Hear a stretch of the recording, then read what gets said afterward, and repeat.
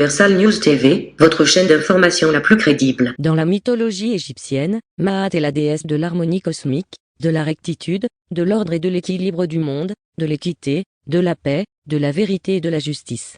Il faut dire que les religions africaines traditionnelles ont en commun la croyance en un ensemble de divinités spécifiques aux différents aspects de la vie et de la nature, avec souvent un couple créateur ou un dieu créateur initial. Au regard des différentes pratiques que nous observons aujourd'hui ci et là, peut-on dire que le fondement de la spiritualité africaine est dévoyé? La spiritualité africaine est-elle bien enseignée aux Africains? Suivons maintenant le décryptage de ces problématiques par le président Bandakani et d'autres panélistes qui sont sur le plateau de DBS, la télévision panafricaine. Suivons. Afrique Maat, le fondement dévoyé de la spiritualité africaine, c'est notre grande interrogation. Fille de Ra, Maat est une des déesses majeures parce qu'elle est déesse de l'équilibre et donc le monde entier reste organisé grâce à elle. Aussi, elle est présente à l'origine du monde et veille à son équilibre, que cela soit sur terre ou bien dans les cieux. C'est ainsi que son rôle principal consiste à ce que les êtres cohabitent bien et que les sociétés vivent et se développent dans l'harmonie. En tout cas, c'est ce que pensaient nos ancêtres il y a encore des millénaires.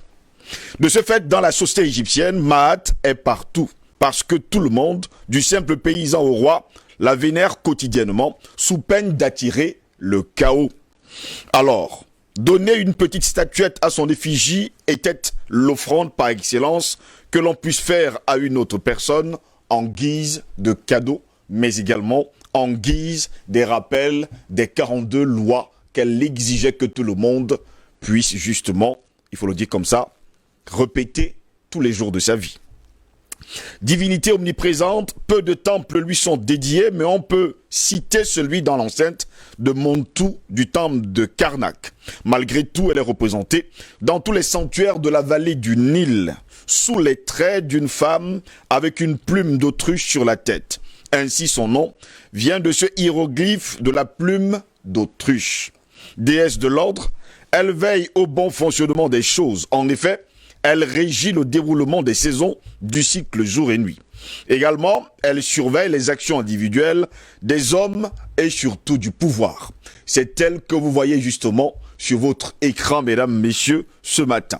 Tout le monde, y compris les dieux, doivent suivre les directives, car sans elles, ils n'auraient aucun pouvoir. Les règles de Maat, nommées les 42 lois de Maat, sont prononcées par les défunts au tribunal des morts dans ce que l'on appelle la confession négative. Et dans ces 42 lois bien simplifiées, il faut les respecter. Elles existaient avant même, il faut le dire, que le monde existe. Et ça, nous sommes dans l'Égypte antique. Elle fut d'ailleurs la première constitution du monde. Voici donc, mesdames, messieurs, les 42 lois de Maat. C'est sur le continent africain et pas ailleurs. Nous vous les donnons en exclusivité. Loi 1, je n'ai pas commis l'iniquité. À cette époque, il ne fallait pas commettre l'iniquité.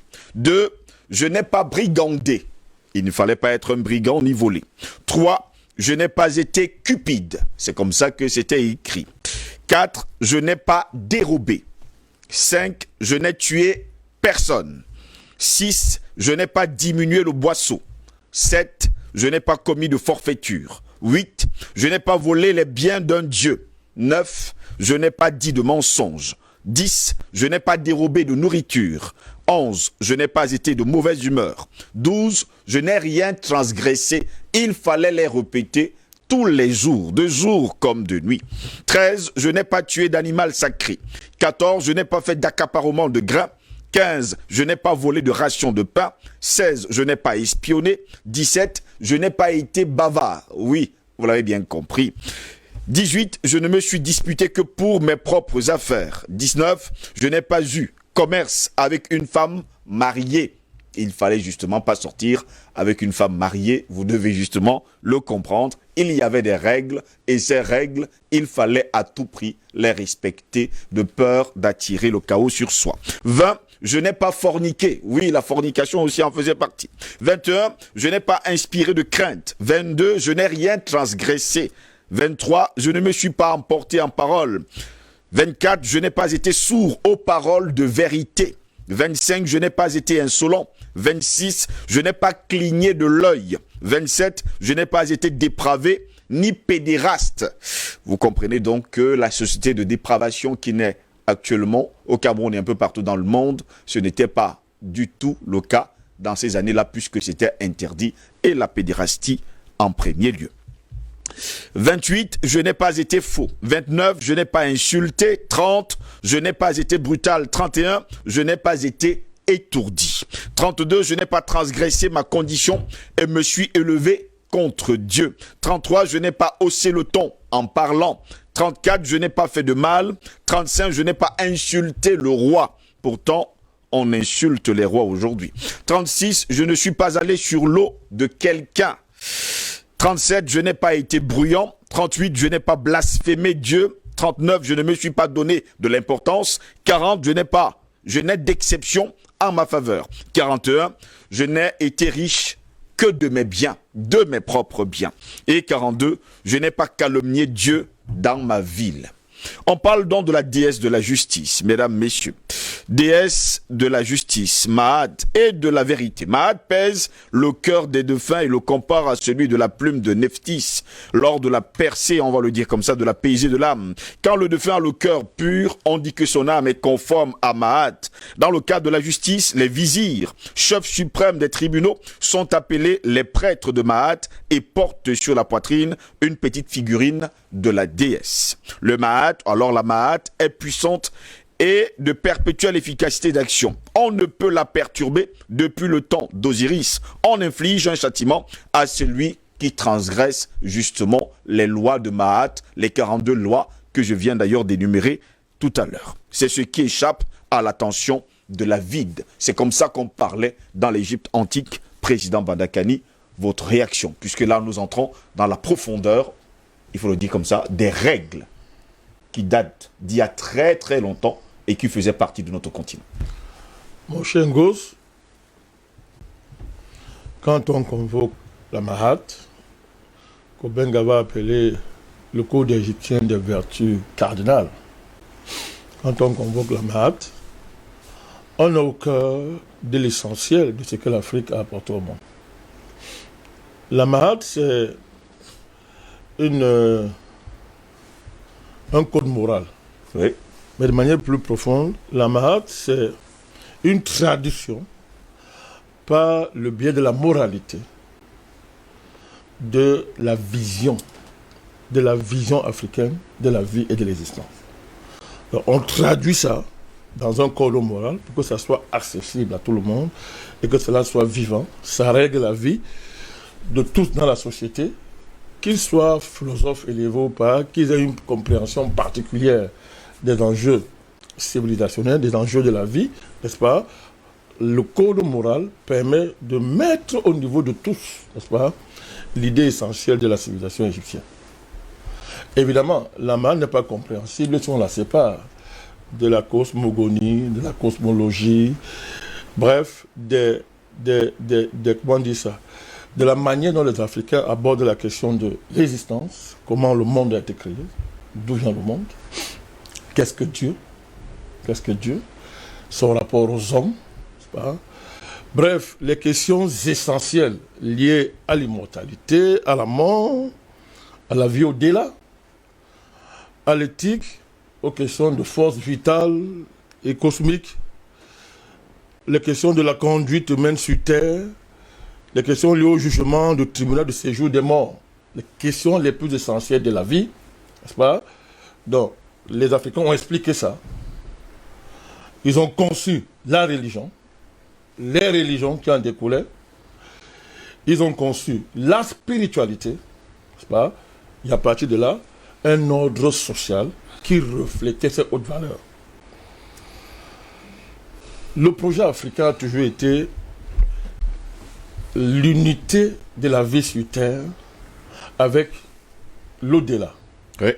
C'est une espèce d'alliance, pour simplifier, de la terre et du ciel, qui permettait à l'homme de surpasser la mort, de vaincre la mort, d'accéder à l'éternité et à l'immortalité. Il faut comprendre ce que je suis en train de dire là. Et les Africains, les Égyptiens, les Africains ont résolu ça. C'est-à-dire que la mort, c'était rien pour nous. On avait réglé ça. Et la vie sur terre est un passage pour l'éternité. Vous imaginez, pour arriver à un tel niveau d'assurance, ce qu'il faut avoir fait en termes de voyage dans tout l'univers, visible et invisible. Ce qu'il faut avoir éprouvé en termes de proximité, entre guillemets, en termes de connaissance, de vécu avec Dieu et tout ce qui dérive. Donc, c'est ça la quintessence, n'est-ce pas, de la MAD. C'est ce qui est codifié à travers ces 42 lois, n'est-ce pas, qui visent à préparer, n'est-ce pas, l'individu terrestre à la vie future, à la vie éternelle. Ouais. Qui le prépare à affronter, entre guillemets, le tribunal des morts, le jugement, pour vaincre la mort et assurer, n'est-ce pas, l'éternité.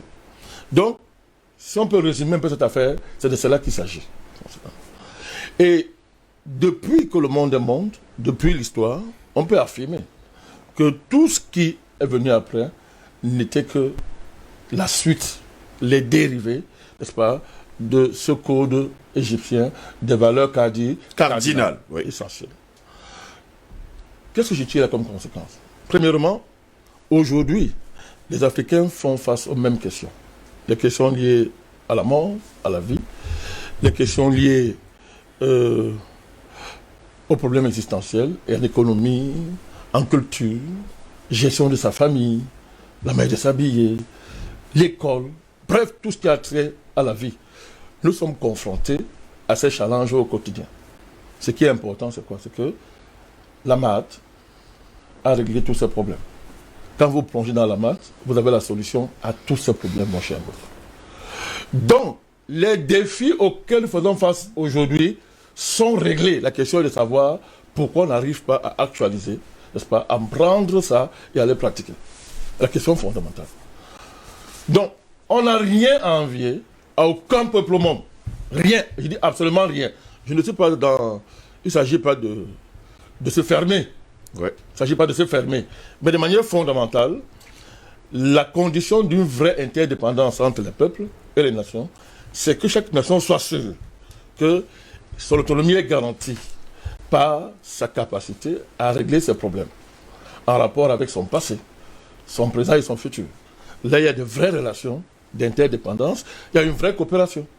Donc il faut affirmer aujourd'hui que toutes les civilisations qui existent sont les enfants de la civilisation africaine.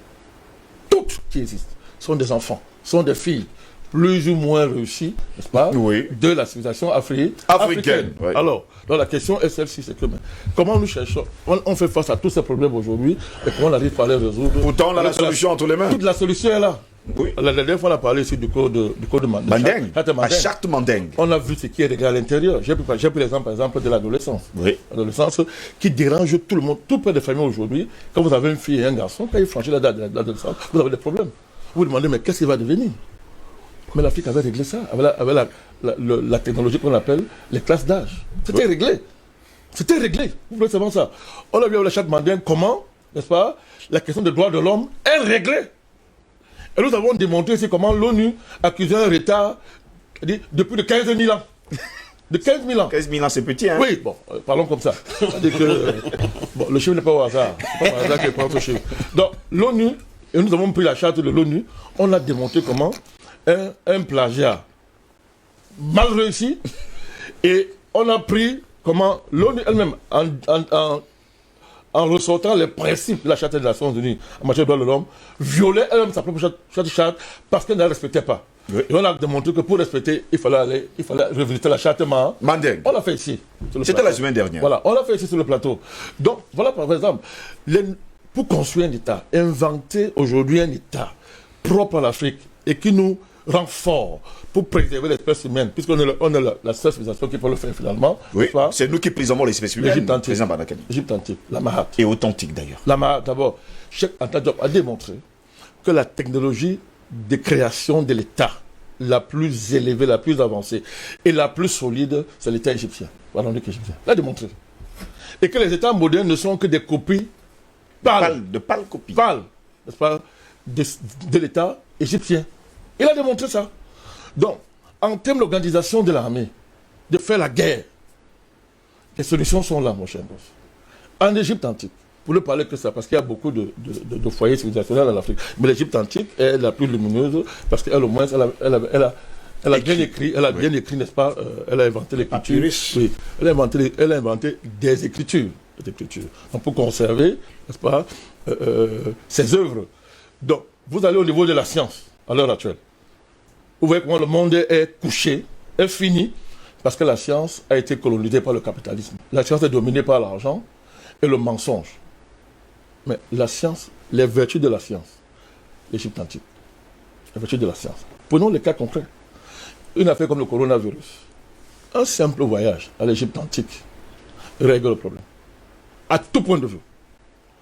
On découvre comment est-ce que ce qu'on appelle la santé, ce qu'on appelle établir un ordre sanitaire dans un pays. C'est qui est le problème, c'est qui n'est pas le problème. Les questions liées à la gestion des jeunes filles, réglées. Vous avez vu comment on est strict dans les 42 lois. La question de la pureté physique et de la pureté morale, réglée. Il y avait une telle exigence morale et mentale qui nous ferait honte aujourd'hui. Quand on vous dit ça, on a honte de voir quel était le niveau, l'exigence, le standard que nos ancêtres avaient atteint, tel que c'est décliné, je dis bien, dans le colo de la Mahat. Je précise bien, dans le colo de la Mahat. Oui. Donc, mon cher Ngoz, l'autre aspect fondamental, c'est la question de la géopolitique. Quand vous analysez très bien les 42 lois de la Mahat, vous voyez là à l'intérieur, c'est pour ça que l'Afrique a toujours été optimiste. Pourquoi? La Mahat propose, montre, présente l'existence d'un ordre supérieur à l'ordre qui règne sur terre, pour ne parler que de ça. Cet ordre supérieur, n'est-ce pas, juge l'ordre terrestre. C'est-à-dire quoi? Si vous êtes dépassé sur terre par des classes sociales qui vous dominent, par des pouvoirs oppresseurs, la Mahat vous démontre qu'il ne faut pas vous inquiéter. Si vous savez vous élever et vous connecter, n'est-ce pas, à la véritable divinité, n'est-ce pas, vous allez faire descendre sur terre quelque chose de supérieur à l'ordre qui est là. Et sur le plan géopolitique, c'est extraordinaire. Vous imaginez les conséquences géopolitiques? Vous imaginez les conséquences géopolitiques pour nous, là, pour l'Afrique, cette affaire-là? Les conséquences géopolitiques sont extraordinaires. Ce que la Mahat enseigne, encore, je vais terminer par là, c'est que bien distinguer la religion de la spiritualité. Quand vous regardez les 42 lois, ça a affaire à vous, individu. Entièrement et totalement. Il ne s'agit pas d'énoncer une religion qu'on propose aux gens, ou des pratiques religieuses proposent aux gens. Ça, c'est autre chose. Votre comportement au quotidien, la manière dont vous, tous vos actes, la manière dont vous comportez tous les jours, c'est ce qui détermine votre avenir céleste. C'est ce qui détermine votre futur. Donc, vous regardez, des millénaires avant, on avait réglé la question de l'individu. Parce qu'on fait croire que parce que l'Afrique est communautaire, l'individu est mort, on le tue, on l'écrase. Non, mais là, vous avez la démonstration d'une articulation de haut niveau entre l'individu et la communauté, dans un équilibre extraordinaire, mon cher gosse. Donc, je terminerai en disant ceci. Avec la charte Madang, le code de la Mahat et d'autres codes qui existent dans d'autres foyers. Nous viendrons là-dessus, chaque semaine d'ailleurs. Africains. Nous avons toutes les solutions pour affronter les défis d'aujourd'hui, affronter victorieusement, à tout point de vue. Je prends par exemple la question du système international, la manière dont les Africains sont couchés devant le FMI. Mais qu'ils allient la Mahat, qu'ils allient. Et c'est réglé. On règle ça. Bon, le problème, ce ne serait pas de faire une religion nouvelle, de babader, mais actualiser, comme Cheikh Anta Diop l'a dit, et les solutions sont là. C'est-à-dire, quand vous lisez sérieusement ces documents, ces tests-là, sérieusement, vous êtes illuminé, entre guillemets, sans pas illuminer de voyer, illuminé au sens où vos yeux s'ouvrent. Vous avez des solutions devant vous, actuelles. C'est un travail que je fais au quotidien et je peux le dire. C'est-à-dire que je peux le dire sans état d'âme. C'est comme le chrétien qui est dans sa prière, entre guillemets, qui est dans la méditation de ce texte chrétien, et il a une révélation. C'est pareil. La solution est devant vous, et vous réglez vos problèmes. Donc, l'Afrique a toutes les solutions pour régler ses problèmes. Il lui restera, si elle veut, n'est-ce pas, à tendre la main aux autres, à marcher ensemble. Mais nous avons toutes les solutions à nos problèmes. Tout ce qui nous dérange, les solutions sont là, à tout point de vue. Et il suffit simplement qu'il y ait un véritable changement politique dans le pays et que ces valeurs-là, cette technologie-là, soient intégrées dans le corpus scolaire, éducationnel de notre pays, depuis la famille jusqu'à l'enseignement supérieur. Finalement, Dr Yambentima, lorsqu'on suit la MAD, lorsqu'on revoit justement les 42 lois, on se rend compte que nos ancêtres étaient tellement élevés spirituellement, ils étaient élevés dans les rangs, et que nous, aujourd'hui, eh bien, on a l'impression qu'on est décrépit. La MAD n'est pas d'abord une question spirituelle. C'est d'abord une question mathématique, purement scientifique. Dans notre tradition, ce qui est... Ces termes sont équivoques. Je ne sais pas comment dire ça en français. Parce que, quoi que vous disiez, de quelque façon que vous le disiez en français, vous ne rendez pas notre vision du monde. Mais bon, on va essayer. En mettant des guillemets. Dans notre culture, ce qui est déifié, divinisé, en fait, ou si vous voulez, ce qu'on appelle l'absolu, si on peut essayer de faire correspondre ces choses-là, en fait, ce sont les principes mathématiques qui ont été découverts par les scientifiques. Quand vous parlez de l'atome, on va donner un nom qui s'appelle atome, donc qui est le principe, c'est-à-dire que c'est à la base de tout. Quand vous parlez de maths, c'est le principe de la juste mesure, de l'équilibre universel, et c'est ça les grands principes, c'est-à-dire, si vous voulez, ce qu'on appelle en mathématiques les éléments mathématiques indépassables. Donc vous découvrez un certain nombre de choses comme pi. Vous avez 3,14. Dans la société africaine traditionnelle, c'est ça, ces absolus-là indépassables qui sont déifiés. Lorsque vous avez, par exemple, ce qu'on appelle la coudée royale, des grandeurs caractéristiques comme 5,36, 3,14, vous avez le mètre, le kilogramme, des choses comme ça. Ce sont des grandeurs mathématiques qui sont essentiellement, si vous voulez, qui vont être déifiées, c'est-à-dire qui vont être la limite, l'horizon dans lequel l'être humain se déploie. Et pour les Africains, de manière traditionnelle, le monde est, si vous voulez, mathématique, et toute notre existence va consister à découvrir ces grandeurs mathématiques. C'est pour ça que quand vous prenez la plupart de nos langues, ce qu'on appelle création, le terme qu'on utilise quand on traduit les textes qui nous viennent d'ailleurs pour dire par exemple création, c'est le terme mesuré plutôt. En fait, parce que chez nous, l'univers existe indépendamment de nous. L'univers est là bien avant. L'univers, au fond, n'a pas été créé. C'est le nous, c'est-à-dire c'est quelque chose d'informe qui a été là de tout temps, qui n'a pas commencé. Il n'y a pas un moment où quelqu'un apparaît et dit je crée l'univers. Non, ça n'existe pas dans nos traditions. Dans nos traditions, vous avez quelque chose qui existe depuis toujours, une masse informe, que vous preniez la cosmogonie héliopolitaine, donc ce qu'on appelle la ville de On. En réalité, c'est le nord de l'Égypte. Après, les Grecs vont l'appeler Héliopolis, ou après, plus tard, Alexandrie. Que vous preniez la cosmogonie thébaine, c'est dans le sud. On a une ville qu'on appelle Thèbes. Et bon, ça a un autre nom, Thèbes. Et puis, vous avez la cosmogonie, une autre cosmogonie, il y en a trois, hermopolitaine. En fait, vous avez une masse informe, quelque chose qui a toujours existé de tout temps, dont on ne sait pas quelle est l'origine, mais qui contenait en puissance tout ce qui existe. Et un jour va donc émerger de ces interactions à l'intérieur de ce nous-là une force, parce que les interactions créent finalement l'ordre. Et ça, c'est fondamental dans la compréhension de ce que c'est que la Mahat. Ces interactions, ces mouvements browniens, ces échanges à l'intérieur de cette masse informe primordiale, comme ça qu'ils l'appellent eux-mêmes, vont donc faire générer quelque chose qui va devenir un ordre. Et ça va être Ra, le Dieu qui apparaît. Sauf que le Dieu qui apparaît, c'est le Dieu de la lumière, les lumières, toutes les forces, c'est le soleil. En réalité, quand vous allez dans les traditions de tous les peuples d'Afrique, ils se font appeler par... Il y a cette expression qui est très courante. Ils se font tous appeler les fils du soleil, les fils de Dieu. si on traduit, quand on traduit mal relativement aux religions judéo-chrétiennes quand elles sont arrivées, mais si on traduit en prenant nos mots dans leur acception traditionnelle, c'est le fils du soleil.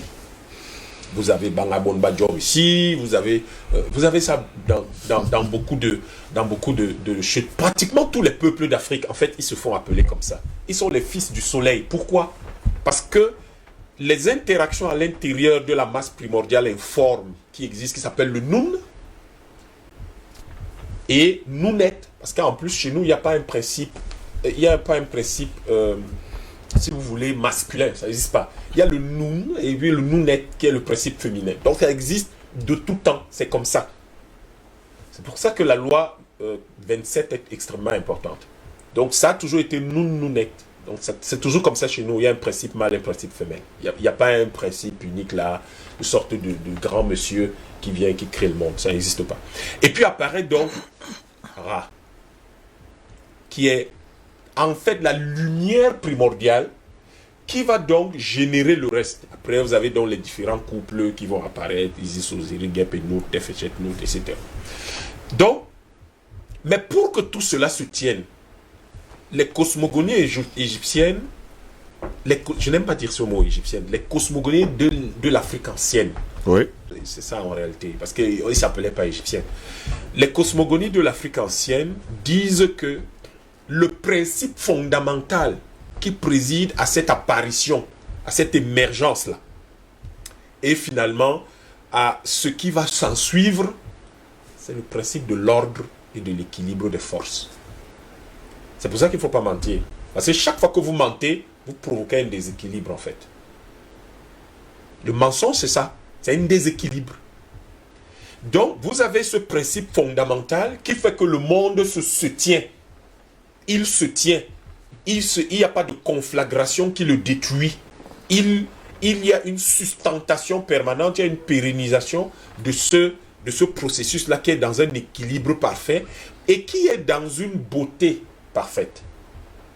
Or, ces principes mathématiques comme le nombre d'or, 1,618, c'est tout cela en fait que Maat représente. C'est cet ordre-là, c'est cet équilibre-là, c'est cette beauté.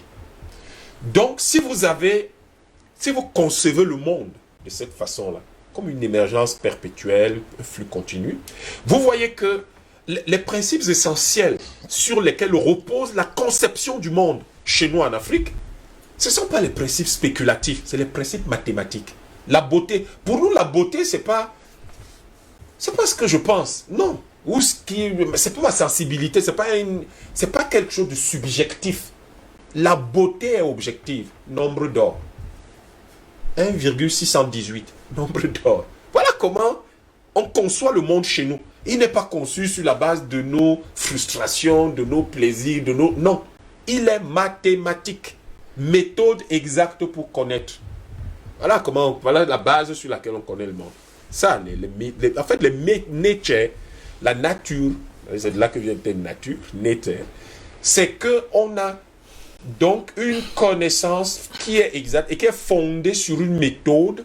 Or, cette méthode-là nous conduit à découvrir donc les valeurs qui permettent, les valeurs mathématiques, les grandeurs qui permettent donc de pouvoir savoir exactement comment le monde est constitué. Connais-toi toi-même, tu connaîtras l'univers et les dieux. L'univers et les dieux, c'est-à-dire, on sait comment ils ont émergé, c'est-à-dire les dieux dans l'acception antique. On attribue souvent ça à Socrate, mais ça vient de l'Égypte antique, c'est Imhotep qui l'a dit. C'est en fait ce qu'on appelle les dieux, c'est si vous voulez les grandeurs caractéristiques de ces univers-là. Et donc, pour que l'univers se tienne, pour que l'univers continue à exister, pour que l'univers continue à créer et que les nouvelles formes émergent et qu'il y ait des interactions d'un certain type, il faut une grandeur spécifique. C'est pour ça que c'est la fille de Ra. Parce que si le principe premier qui émerge et qui va donc être à l'origine de tout le reste, qui va être le premier et duquel les autres vont découler, pour que lui-même continue à fonctionner, il a besoin d'être accompagné par quelque chose qui permette que chaque fois qu'une forme émerge, elle reste stable. Et si elle reste stable, il y a donc une possibilité de collaboration, de relation entre tout cela. C'est ça, Maat. Et sur le plan mathématique pur, Voilà ce que Maat représente, c'est l'équilibre, c'est l'ordre, c'est le principe de la juste mesure. Et les mathématiciens, vous le savez tous, il n'y a rien de plus important en mathématiques que l'ordre. Quel que soit le niveau, que ce soit de la maternelle où l'enfant doit apprendre à compter de 0 à 10, ou que ce soit au niveau des mathématiques les plus avancées pour stabiliser nos fusées dans l'espace, pour qu'elles aillent sur Mars, ou pour que nous puissions avoir des télescopes qui voient à des milliards d'années, le principe fondamental, c'est l'ordre. Et l'ordre, c'est Maat. Et l'ordre, c'est Maat. Donc, pardon, juste pour... Sauf que Oui. Maat ne reste pas dans l'air, dans les choses purement théoriques. Maat doit se traduire dans le langage que comprend tout le monde. Mais tout le monde ne comprend pas forcément les mathématiques. Maat va donc se traduire dans un certain nombre de dispositions sociales. Et ce sont ces 42 lois. On vous dit ne faites pas ci. Parce que quand on va dire aux gens ne mentez pas, personne ne vous dit pourquoi il ne faut pas mentir. Il ne faut pas mentir parce que chaque fois que vous mentez, vous créez un déséquilibre dans l'univers. Bon, nous devons être particulièrement responsables. Les gens ne se font pas très attention à ce genre de choses, mais chaque fois que vous mentez, vous créez un déséquilibre dans l'univers. Aujourd'hui, la physique quantique nous apprend que quand vous parlez, les gens croient que parler, c'est... Non, quand vous parlez, en fait, ce sont des vibrations. Or, les vibrations de vos paroles peuvent provoquer un tsunami quelque part dans le monde, peuvent provoquer une éruption volcanique quelque part dans le monde. Ça, c'est la physique quantique. Nos ancêtres savaient qu'il faut éviter que ce déséquilibre-là se produise. Parce que quand vous parlez, si vous mentez, d'ailleurs, aujourd'hui, on a, sur le plan psychologique, on peut savoir si vous mentez ou pas. Simplement, par les variations de votre corps vocal. De vos cordes vocales. On peut savoir si vous mentez, vous dites la vérité, ou si vous hésitez, ou si vous êtes sûr de vous. Or, vous voyez que ce n'est pas gratuit. Cela a on appelle ça en physique, une consonance avec quelque chose d'autre en dehors de vous. Donc, si ces variations-là sont d'un type qui provoque le désordre, d'un type de désordre que vous émettez dans l'univers, en fait, vous créez ce qu'on appelle en cosmologie la négantropie. C'est-à-dire que vous créez une force qui détruit. Voilà pourquoi il ne faut pas mentir. Voilà pourquoi, par exemple, quand vous prenez parmi ces lois-là, on vous dit à la loi 27, ne soyez pas pédéraste. Mais vous êtes pédéraste comment? Comment pouvez-vous être pédéraste? Platon qui allait étudier en Égypte antique, quand il rentre en Grèce, il leur dit c'est pas bon, votre histoire des éphèbes et de la pédérastie. Et donc, il met en scène toutes ces choses-là qui sont telles qu'il ramène tout ça de l'Égypte antique, il essaie d'expliquer. Donc, la Maat, c'est le principe de l'ordre. Et tous nos comportements sociaux, les gens qui croient qu'ils sont beaucoup plus rusés que tout le monde là. Oh, je l'ai eu, j'ai pu l'escroquer. Je l'ai frappé. Non, ce que vous faites là, vous introduisez un principe de désordre et de destruction dans la nature. Et après, vous avez l'effet boomerang et vous vous demandez qu'est-ce qui vous arrive. Donc, la Maat, nous les Africains, c'est avec beaucoup de gravité que nous devons parler de ces choses-là. Et ce ne sont pas des choses qui datent d'hier. Nous avons 200 000 ans d'existence, ce sont des choses qui existent il y a 10 000 ans. Mais comment on a pu régresser à ce point?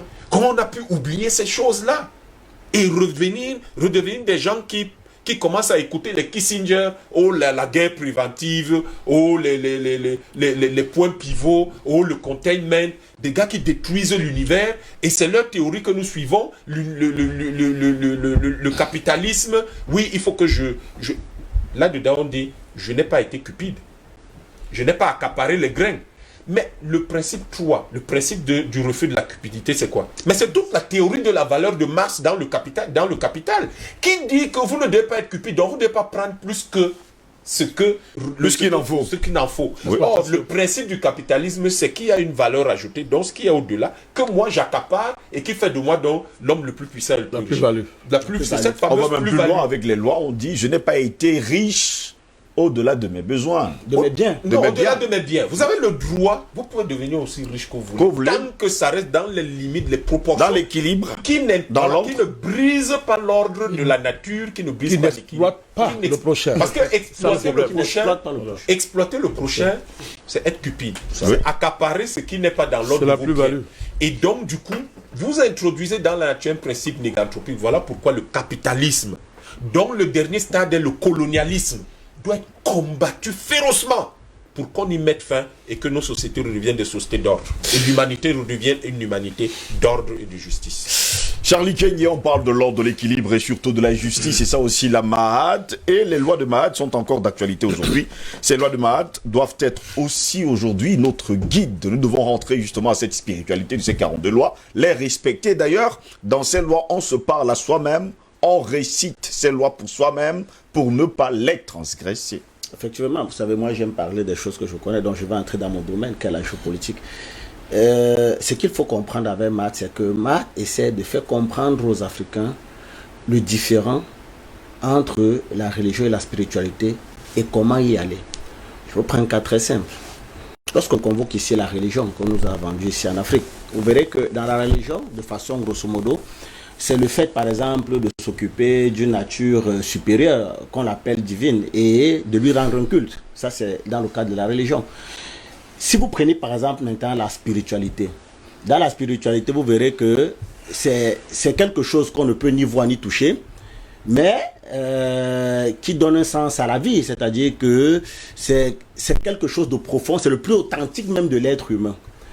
Alors, il ne peut avoir de religion que dans la spiritualité, parce que la religion, la source de la religion, c'est la spiritualité.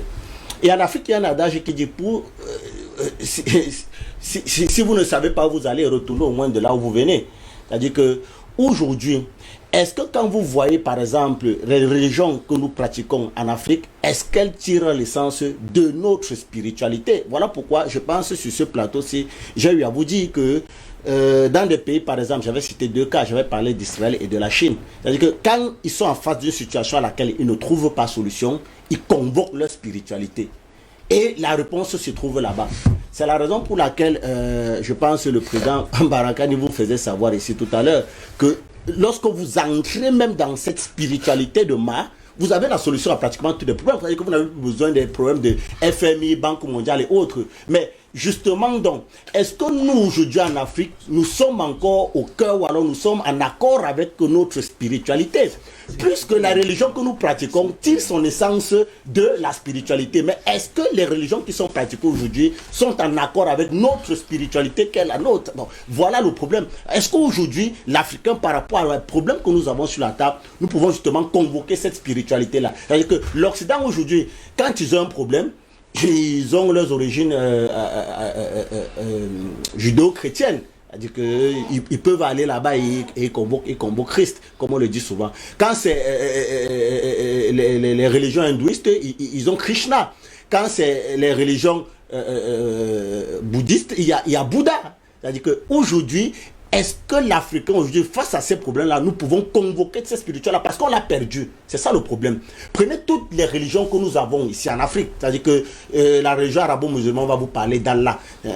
Quelle est notre religion qui tire sa source de notre spiritualité? Parce que nous nous sommes détachés justement de notre spiritualité, n'arrivons pas à convoquer cette spiritualité-là face à des problèmes pour lesquels il serait aisé pour nous, il serait très facile pour nous justement d'avoir solution. Donc moi voilà, c'est l'analyse que moi je fais de Mahat, c'est-à-dire ce détachement-là de ces valeurs-là.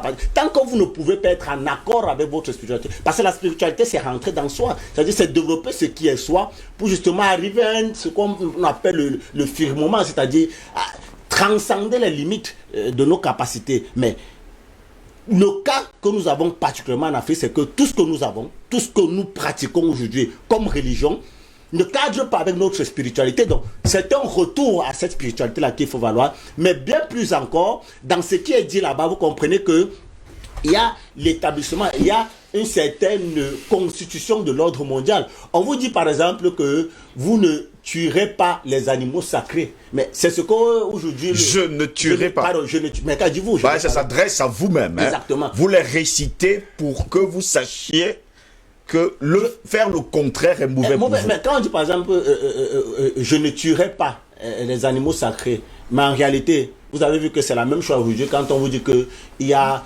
toute une, je veux dire quoi, il y a toute une institution des Nations Unies, par exemple, pour défendre les espèces en voie de disparition. C'est la même chose. C'est-à-dire que on l'a pensé par le passé. Ce que vous appelez les animaux, les espèces en voie de disparition, c'est justement ce que à cette époque-là, ils appelaient les animaux sacrés. C'est-à-dire qu'il faut les protéger. C'est de ça dont il est question. On vous dit par exemple que vous ne devez pas commettre, je ne dois pas faire de pédérastie. Il a si bien dit. C'est quand le grec là, il s'appelle comment, le nom m'échappe là, il venait de le citer. Platon?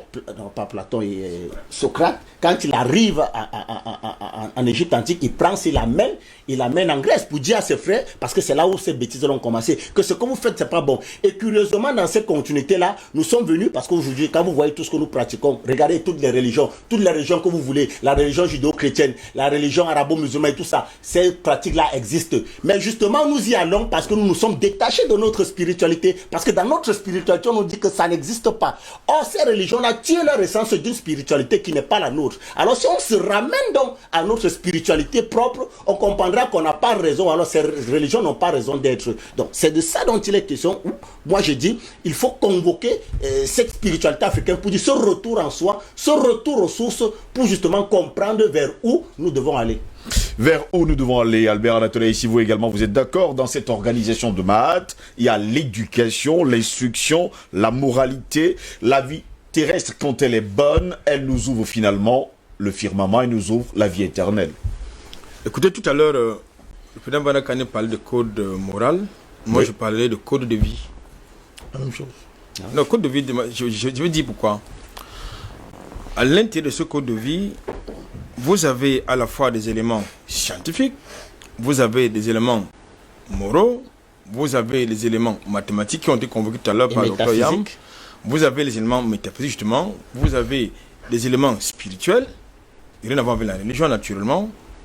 Donc, c'est comme une sorte de brevier, vous parlez comme chez les catholiques.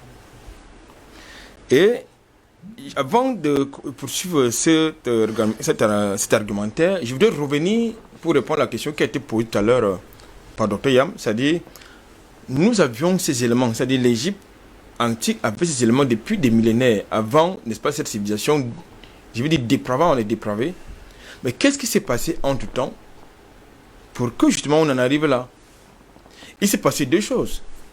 C'est qu'il y a eu une période de stagnation, c'est-à-dire comme une sorte d'état de suffisance, c'est-à-dire que vous avez tous les éléments, n'est-ce pas, spirituels, tous les éléments qui puissent véritablement permettre à votre peuple, n'est-ce pas, d'avoir une vie équilibrée, en tout point de vue. Eh bien, vous estimez que non, il y a peut-être des efforts à faire.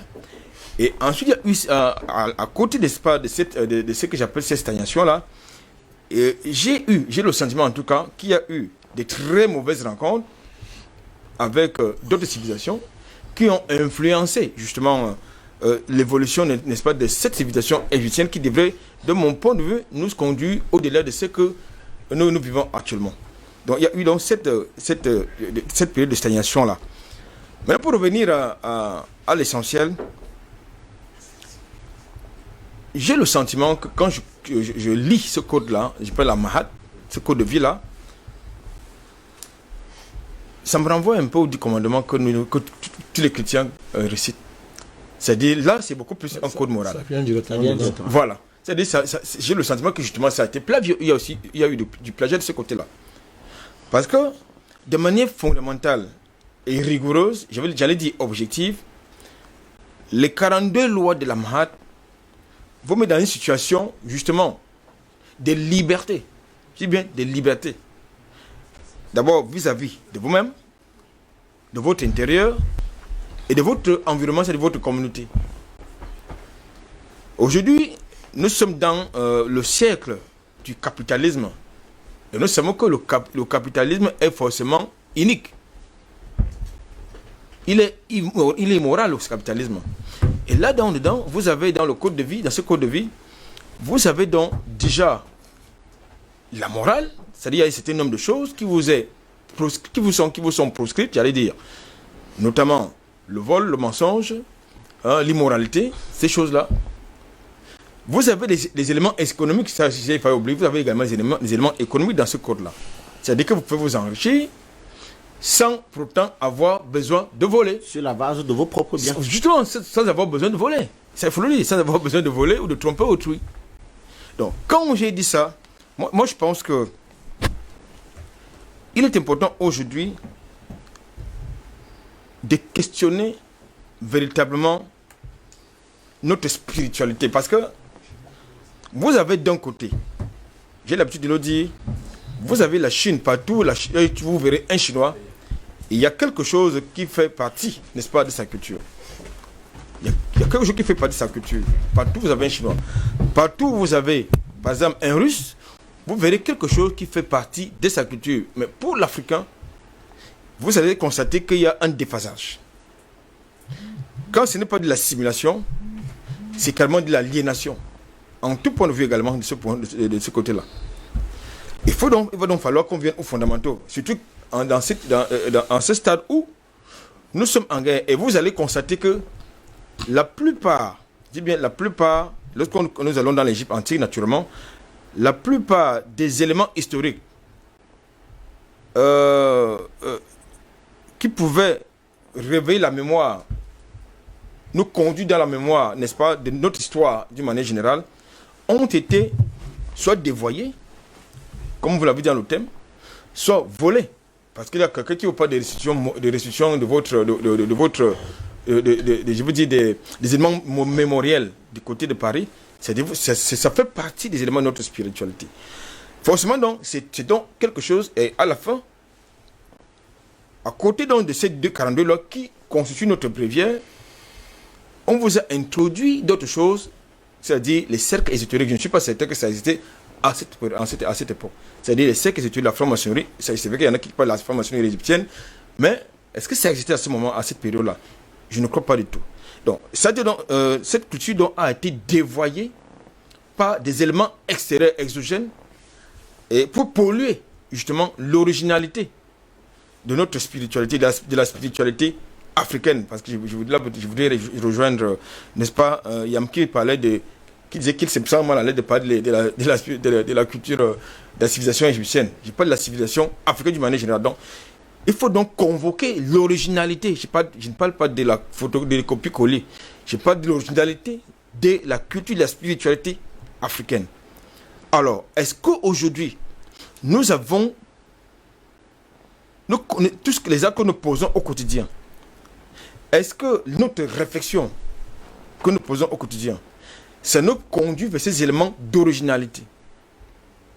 Je ne pense pas du tout. Parce que là, nous sommes dans une sorte de corruption généralisée. D'abord de la corruption spirituelle, la corruption intellectuelle, la corruption morale. Parce que les 42 lois parlent de la dépravation morale. Donc, est-ce que les actes que chacun d'entre nous pose au quotidien nous renvoient à cela? Je ne pense pas du tout. Donc, je crois que, pour terminer, la masse, ça doit être enseigné. Ça ne doit pas être enseigné sur un plateau de télévision comme c'est le cas actuellement. C'est quelque chose qui doit être approprié parce qu'il y a les éléments matériels. Je ne parle pas des éléments immatériels, non, je parle des éléments matériels, n'est-ce pas, de ces lois, de ces 42 lois. Je pense que Dr Mbelek et Dr Yab sont très bien placés pour faire ce job-là. Donc, pour terminer donc, pour ce premier jet, moi je convoque l'originalité des éléments de la civilisation africaine ancienne. Les éléments de la civilisation africaine ancienne. L'originalité. Président Banakani, l'Occident connaissait-il justement toutes ces lois et la force de l'Afrique au point où de mettre tout en œuvre pour pervertir l'esprit des Africains, la pensée des Africains? On le sait également, lorsqu'ils sont arrivés sur le continent africain, les Africains pensaient ainsi, ils étaient pleinement dans la Mahat, ils les ont ouvert les bras, mais malheureusement, eux, ils avaient une autre pensée. Fondamentalement, il faut qu'on soit concret. Oui. Ça veut dire quoi? Ça veut dire que j'aime bien... Encore 25 minutes, monsieur, vous sortez de ces J'aime bien le conseil de Cheikh Anta Diop quand il nous dit que le retour à l'Égypte antique, loin d'être une délectation sur le passé, oui, doit être, n'est-ce pas, la condition nécessaire pour refonder les sciences en Afrique. Rénover la culture africaine. Il faut bien le lire. C'est dit clairement. Quand je dis ça, c'est pour dire quoi? Si nous sommes incapables de dépasser nos différences pour nous consacrer à ce qui est essentiel, par exemple dans le combat que nous menons, nous ne sommes pas dans la... On n'a rien compris à la Mahat. Pour dire quoi? Il n'y a pas de religion étrangère à l'Afrique. Il y a des déformations. Il y a eu des déformations de l'héritage de nos ancêtres. Ça a été déformé pour des raisons que c'est compliqué d'expliquer ici dans le cours d'une émission. Ça va convoquer des choses extraordinaires. Parce que quand tout à l'heure, il m'a parlé de la masse, c'est plus compliqué. Et moi, j'insiste sur la question spirituelle parce que justement, la question de l'ordre, l'enjeu de l'ordre au sein de la masse, ça dépasse la mesure mathématique du point de vue strictement matériel. Parce qu'il est question de protéger la cité contre les différents types d'invasions, pas seulement des autres peuples, mais d'invasions spirituelles, des forces qui voyagent dans le cosmos et qui sont dangereuses. Oui. Alors, si c'est mal fait, par exemple, vous pouvez avoir une partie de votre population qui ne va être que la conséquence, n'est-ce pas, qui va être le réceptacle de ces entités-là. Donc, nous, ça dit que ça devient... c'est pour ça que moi j'insiste sur ça, sur le côté spirituel, qui n'est pas, et là je suis d'accord avec Yam, qui n'a rien à voir avec, comment on va dire ça, la spéculation, un certain type de spéculation idéaliste qui peut nous amener dans toutes sortes de divagations, après ça perd tout le monde. Je ne parle pas de ça. On se connaît bien, je ne parle pas de ça. Quand on parle de spéculation, ça n'a rien à voir. Je suis en train de parler des vrais enjeux cosmiques qui étaient au cœur de la maths, entre autres la préservation, j'allais me dire, entre guillemets, de la pureté de la race. Je dis entre guillemets. Parce que dans la pureté, ça peut devenir hitlérien, on peut mettre n'importe quoi. Je dis bien entre guillemets. C'est-à-dire que ce n'est pas n'importe quoi. Un peuple, quand il existe, il veille à ce que, en se reproduisant, il ne reproduise pas n'importe quoi. Parce que quand la débauche, la corruption, le mensonge prennent le pas sur la vérité, ça ne tombe pas du ciel. Ça se manifeste dans les comportements des individus. Les choses ne mentent pas. Pas du tout. Les arbres ne mentent pas. Les rivières ne mentent pas. C'est l'homme qui ment. C'est l'homme qui ment. L'individu qui ment.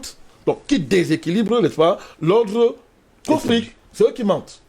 Donc, sur le plan géopolitique, si on se fait les guéguerres inutiles en matière de religion, on ne s'en sort pas. Tu sais très bien, on ne s'en sortira pas. Et l'ennemi est passé maître dans l'art d'actionner ça tous les jours. Donc, il faut savoir que des choses ont été déformées historiquement. Et aujourd'hui, il faut voir, les vérités sortent. On fera même plus d'efforts. Les vérités sortent partout pour démontrer comment toutes ces choses-là qui existent proviennent de nos ancêtres. Tout ce qui existe là, les vérités sortent. Moi, c'est même sur Internet aujourd'hui, vous avez des érudits de l'islam qui vous disent que Mohamed était noir. Ils le démontrent. Ils le démontrent, hein. Ils ne parlent pas à l'air. Des érudits, hein, musulmans, qui ne sont pas, parlons comme ça, africains comme nous, parlons comme ça. Ils le démontrent. Aujourd'hui, il y a un foisonnement sur Internet de l'image du Christ noir dans les pays européens, des cathédrales, plein comme ça, qu'on a commencé à blanchir et à cacher à un moment donné. La Vierge, que ce soit le Christ noir. Donc il y a des débats sur lesquels je ne vais pas entrer, mais je dis, il n'y a pas de religion étrangère à l'Afrique. Il y a eu même la rose, quoi, ce sont des déformations, de l'héritage de nos ancêtres. Donc il y a un travail de reformation. Il y a un travail de reformation à faire, et c'est le travail auquel nous sommes invités. C'est un travail sérieux. C'est très sérieux. C'est pour ça que j'étais très heureux quand Yam convoque le fait que la culture africaine, ce ne sont pas. Ce n'est pas le folklore, ce n'est pas un type de motion à la senghorienne, c'est-à-dire l'émotion, la danse, le rythme, bref, tout ce qui est culture. C'est bon tout ça, mais c'est la mathématique. Et pour c'est Belé qui m'a appris ça. Je voulais lui rendre hommage en direct. C'est Belé qui m'a appris ça. Et j'étais très heureux d'avoir compris ça. Que voilà la culture africaine, la connaissance, la science et la pratique de la science, la spiritualité. Parce que science sans conscience, ça ruine la société, ça ruine tout la société. Donc, c'est l'homme qui est la mesure de la mathématique. En fait, c'est ce que je voulais dire. C'est l'homme qui est la mesure de la mathématique. La mathématique est vraie dans la mesure où c'est l'homme qui est la mesure dans sa pratique et son rapport aux autres. Et c'est pour ça que j'adore le code de la maths. Parce que quoi qu'on va dire, le problème de la maths, c'est que tu réussisses ta vie et que tu ne meurs pas. C'est ça, tu ne meurs pas. La culture africaine, ce n'est pas une culture de la mort, c'est la victoire sur la mort. La victoire sur la mort. C'est important. Et quand moi, Si moi je dépasse la mort, écoutez bien, vous allez voir l'enjeu en matière de combat que nous menons. Si je suis convaincu que je ne meurs pas, mais j'ai peur de quoi? C'est la peur de la mort qui nous fait reculer devant les agressions que l'Afrique subit.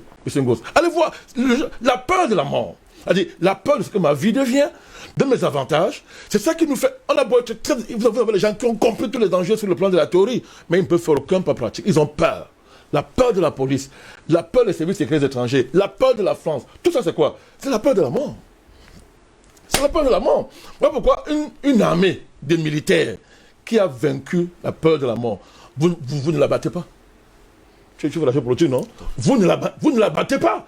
Quand le moral d'une armée est transcendé, quelles que soient les armes que vous avez, vous ne la battez pas. Elle va s'en sortir. Donc moi, ce qui est intéressant, c'est que à partir du moment où j'ai un héritage comme celle-ci qui me garantit mon éternité, sur la base d'une pratique, d'une vie pure, comme c'est dit, pureté physique et pureté morale, ben, le problème il est là. C'est là où il y a le problème. Et nous sommes là au cœur de notre incapacité, Yam l'a dit, à traduire aujourd'hui ces choses-là.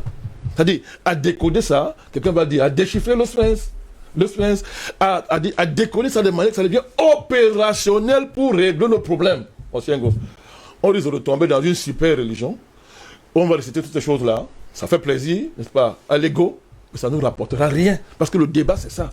Comment ça devient concret pour vaincre la France? Comment ça devient concret pour vaincre les États-Unis? Pour changer le monde? Pour renverser toutes ces puissances qui sont établies et qui, maintenant, en fin de compte, nous conduisent l'humanité à sa perte. On voit que l'homme a disparaître. Mais nous sommes responsables de cela. Après avoir été les premiers à être hominisés, après avoir construit la civilisation et les civilisations, nous ne pouvons pas rester là insensibles alors qu'il y a un projet pour transhumaniser l'humain. C'est-à-dire faire disparaître l'espèce humaine. Le débat, c'est comment on fait pour anéantir les financiers. Comment on fait pour les anéantir? Pour anéantir ces puissances géopolitiques qui nous narguent. Parce qu'ils nous narguent. Alors qu'on a cette connaissance, cet héritage. Donc il y a un travail de reformation, de dynamisation, j'allais dire, vitalisation, on peut dire ça. Oui, c'est bon, entre guillemets, comme tu as dit. C'est-à-dire il faut de la vie à toutes ces choses-là pour qu'on règle le problème. Et je pense que nous n'en sommes pas loin. Vraiment, nous n'en sommes pas loin. Et si on dépasse la religion, moi j'ai observé une chose, je vais terminer par là. Quand on décrit les 42 lois là, vous regardez, ben, on ne parle pas d'une ethnie. Hein. Oui, on ne parle pas d'une ethnie là. Pas du tout. On parle de l'individu face à son destin. De l'individu lui-même. Quand il a rempli les lois de la communauté, il n'a pas été cupide, il n'a pas tué, il n'a pas volé, il n'a pas forniqué. Il faut voir les... Forniquer. Forniquer, c'est bien écrit. On n'a pas dit l'adultère. Regardez l'exigence. Forniquer. L'éducation de la jeunesse. Forniquer. Quand tu vas faire tout ça, 20e loi. C'est toi l'individu qui est face, n'est-ce pas, à ton destin. C'est ça qui m'intéresse. Ça nous aiderait beaucoup, nous les Africains, à sortir, n'est-ce pas, d'un marécage du tribalisme. 19, je n'ai pas eu de commerce avec une femme mariée. Dans lequel nous pataugeons. Voilà. Il ne faut pas aller loin. Hein. On n'arrive pas à s'accepter. On est dans le combat micro-tribaliste. C'est grave. On a micro-tribaliste. C'est-à-dire, je n'arrive pas à voir celui qui est en face de moi au-delà de son appartenance tribale. Alors qu'il dépasse tout ça. Merci, président Malakani. On n'a pas dépassé ça. Donc, moi, je pense qu'on a là quelque chose de tellement vivant qu'il faut réactualiser pour remporter les victoires. Et il est l'heure justement de réactualiser les 42 lois de Mahat. Dans mon patois, Ambassa, Mahat, ça signifie coller le spirituel, coller le physique avec le spirituel. Mahat reformé. Deux bassins maintenant. Vous allez commencer à nous enterrer. Non. Parce que je veux quand même. Quand tu déformes un peu, il va corriger la main. Je suis sûr qu'il va corriger. Voilà pourquoi je veille au-delà de cela. Non, disons que l'une des plus grandes richesses de l'Afrique, c'est son histoire. En 3 minutes, hein, parce que le temps est parti pour ce vendredi. Le temps, vous aussi. Un débat comme ça, vous mettez dernier par le temps. Il y a l'une des plus grandes richesses de l'Afrique, c'est son histoire. Oui. Et cette histoire-là a généré des choses extraordinaires comme on les appelle les tribus, les ethnies, je les appelle des nations. Nationalité. Nous avons en Afrique la plus grande diversité génétique du monde. Ouais. Cette diversité génétique avait bien besoin de s'incarner quelque part. Tout à fait. Et il fallait bien que ces nations-là représentent des incarnations différentes de cette diversité génétique. Ce sont des atouts. Ouais. Mais nous ne savons pas les comprendre comme tels. Et peut-être que la Mahat nous aidera à bien percevoir toute la beauté du monde. La beauté n'est pas quelque chose d'isolé. La beauté, Bravo. c'est l'expression de la diversité. Regardez une fleur. Au-delà de la Terre même. Hein. Le cosmos, tout ça. Oui, je commence par le plus petit, la Tout à fait. fleur. Regardez la fleur. Quand vous la voyez, là, sur le coin, elle est rouge, elle est rose. Essayez d'aller plus loin. Vous verrez que c'est un amas c'est un agencement de couleurs très, oui. très différentes. Regardez, elle est un peu plus loin. Quand vous regardez, par exemple, l'Afrique, vu de là, tout de suite, là, à la taille humaine, parfois, c'est pas tout à fait ça, mais elle peut avoir des paysages très beaux. Regardez le système hydrographique de l'Afrique, par exemple, à partir d'un satellite. C'est merveilleux, ça ressemble aux racines d'un arbre. Ça ressemble au système circulatoire, hein, les Système vaisseaux sanguins qui vont un peu partout, au système de neurones, etc. Essayez de voir même... Et ce qui est le plus bizarre, c'est que vous avez si vous voulez, le macroscopique et le microscopique se ressemblent curieusement. C'est l'homme. Curieusement, L'homme. quand vous regardez le ciel à travers les télescopes, Oui. et que vous prenez le microscope pour regarder les cellule. éléments petits, Oui. vous avez l'impression de voir les mêmes structures. En réalité, cela exprime 2 ou 3 choses. C'est un équilibre fondamental. Et cet équilibre fondamental, nous avons besoin, nous, puisque nous apparaissons. Et c'est ça l'une des grandes leçons des cosmogonies égyptiennes et des cosmogonies de l'Afrique ancienne. C'est que l'homme apparaît, et il apparaît dans un environnement qui existe déjà, qui lui préexiste. Ce qui veut dire que il a fallu des conditions idéales de son existence pour qu'il apparaisse. Qu'il vienne, tout à fait. Mais comment peut-il détruire lui-même ces conditions idéales C'est qu'il a engendré. qui l'ont engendré? Comment peut-il se permettre de les détruire? En fait, c'est ça le problème de fond que nos ancêtres, eux, ils avaient compris ces problèmes, ils avaient perçu, ils les ont posés, ils ont apporté les C'est dans la solutions. maths, l'écologie, c'est dans la maths. C'est ça. Dans la maths. Vous ne pouvez pas détruire les conditions idéales qui ont permis votre émergence. Vous les détruisez, vous faites quoi? Vous êtes en train de vous détruire vous-même. On sait qui détruit. Parce qu'en plus, la nature, elle va se régénérer sans vous. Les dinosaures ont disparu. Hein. Je ne suis pas tout à fait sûr que nous sommes plus intelligents que les dinosaures. En tout cas, rien aujourd'hui ne le prouve. Le comportement montre que... Les dinosaures ont disparu il y a 65 millions d'années. Donc l'homme peut disparaître du jour au lendemain si on continue à s'amuser comme ça. Nous pensons que, j'ai menti, c'est pas grave. Non. Vous avez dit une petite chose, c'est une vibration. Cette vibration, mais les lois de Lavoisier, La mathématique supérieure, ça. rien ne se crée, rien ne se fait, tout se transforme. Donc vous avez dit un mensonge. Ça continue à vibrer. Dans toute la nature, ça vibre, ça vibre, ça vibre. Et vous dites ça tous les jours, tous les jours, tous les jours, tous les jours. Vous mentez, vous racontez des histoires. Vous volez l'argent de votre pays au lieu de faire ce qu'il faut. Vous donnez de faux rapports sur la situation de votre pays. Ça continue. Vous donnez de faux rapports sur la situation du monde. Rapidement. Sur la situation du monde à l'ONU. Oh, il y a les armes de destruction massive à gauche, à droite. Oh, vraiment, on ne s'était pas engagé en 46 de donner l'indépendance au Cameroun en 46, alors que c'est ce que vous avez dit. Et puis vous dites non, en fait, ce n'est pas ce qu'on fait. Vous commencez à tourner en rond. Ces vibrations-là, c'est cette physique qui finit par provoquer, cette physique-là génère de la négantropie, de la destruction. Et c'est cette physique-là qui finit par détruire le monde. Aujourd'hui, le monde n'a jamais autant de foyers de conflits. On a des guerres sur tous les continents pratiquement. Pourquoi? Mais parce que ces lois basées sur les mathématiques, les mathématiques étaient quoi? Mathésis, la Terre. C'est ça. Les mathématiques, ça veut dire la mesure de la Terre.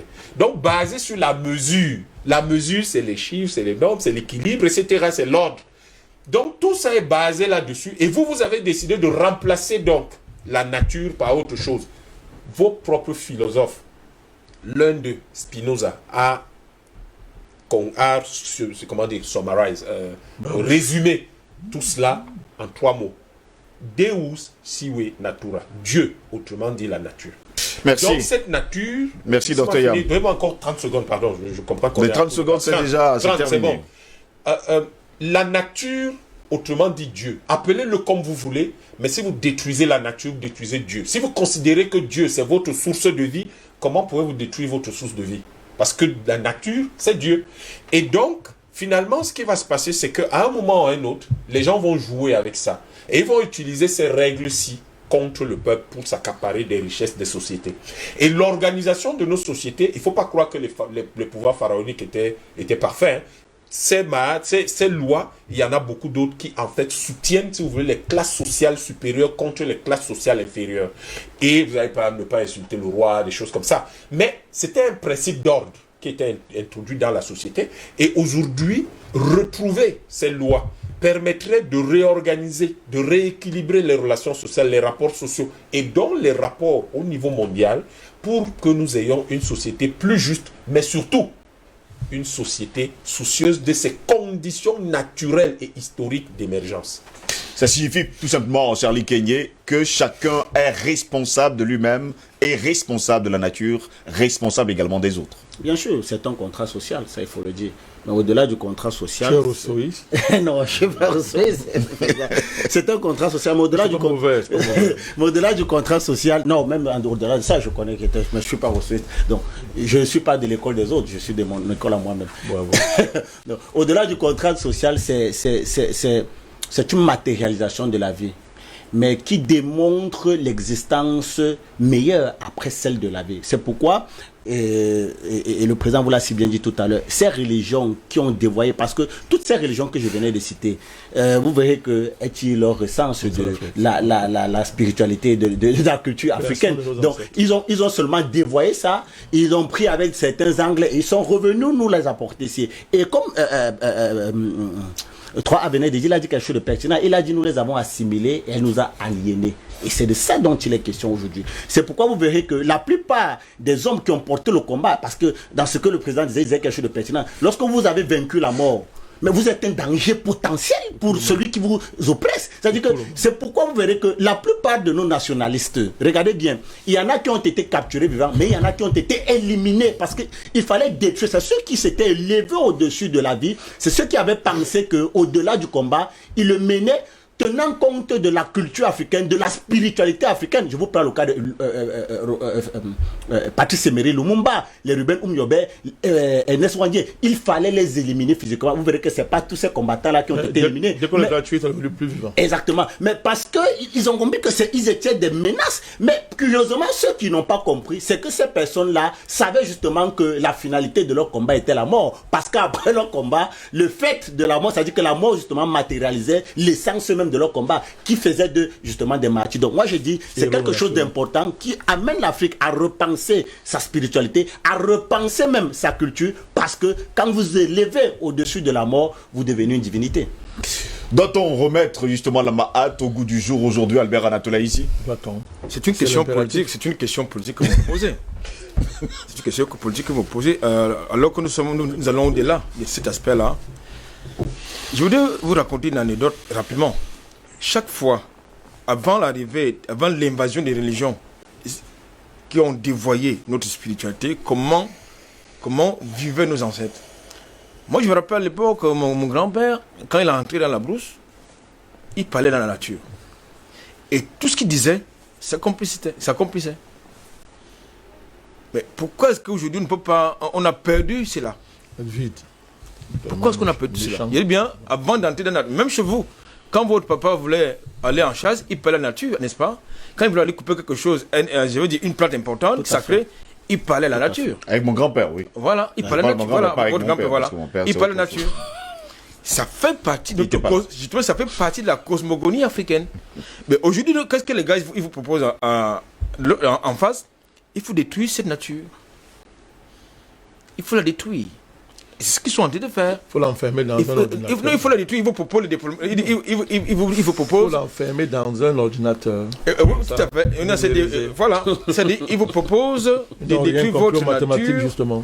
Hein? Ils vous disent non, votre façon de croire, de voir la nature, c'est pas comme ça. On vous apporte un livre qu'on appelle la Bible. C'est ça qu'il s'agit.